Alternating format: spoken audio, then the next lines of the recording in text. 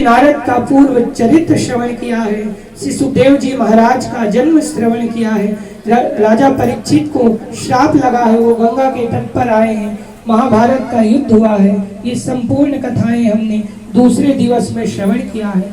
तीसरे दिवस में राजा परीक्षित ने सुखदेव जी महाराज के चरणों में प्रश्न किए हैं।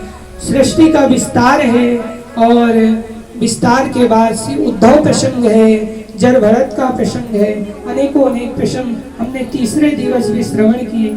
चौथे दिवस राजा बलि की हमने कथा श्रवण करी, वामन भगवान का अवतरण हुआ है, राघवेंद्र शनकार की कथा श्रवण करी है, भगवान कृष्णचंद्र का अवतरण हुआ है, नंद के घर आनंद हुए हैं। ये चौथे दिवस में हमने श्रवण किया था। पांचवें दिवस में सुंदर सुंदर दशम स्कंद की हमने भगवान की निरोध लीलाओं का रसस्वादन किया है। भगवान का नामकरण संस्कार हुआ है, पूतना का वध हुआ है, भगवान की माखन चोरी लीला है, उखल बंधन है, अनेकों अनेक प्रसंग है। श्री गिरिराज भगवान का प्रसंग भी हमने पांचवें दिवस श्रवण किया था। छठवें दिवस बाबा आनंद की कथा हमने श्रवण करी और रास पंचाध्याय की कथा श्रवण करी। गोपी उद्धव प्रसंग भी हमने श्रवण किया है।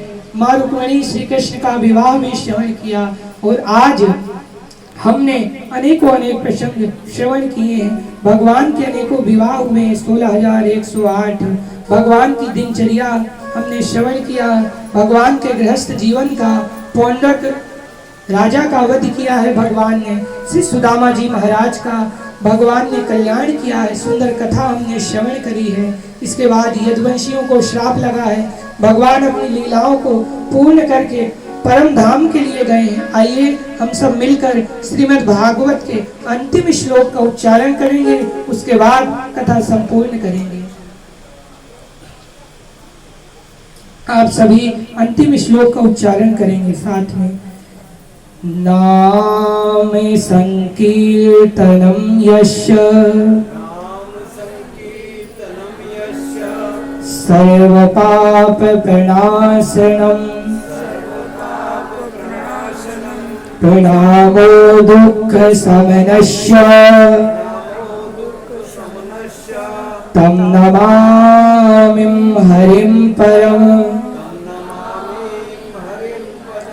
श्री व्यास भगवान ने सुखदेव जी महाराज कहते हैं, राजन इस कलिकाल में भगवान की नाम की बहुत महिमा कही गई है। केवल नाम मात्र लेने से श्रीमद् भागवत का अंतिम श्लोक है, नाम संकीर्तन, संकीर्तन भगवान का करने से भगवान सहज में ही प्रसन्न हो जाते हैं। इसलिए हम सभी कलयुग के जीवों को चाहिए कि अधिक से अधिक भगवान का नाम हम जप कर सकें। हम 5 मिनट अवश्य भगवान का नाम जप करेंगे, उसके बाद हम प्रसाद लेकर, आरती लेकर अपने अपने घर में प्रस्थान करेंगे। श्री राजा परीक्षित ने श्री सुखदेव जी महाराज का तिलक किया है और द्रव्य दक्षिणा दी है।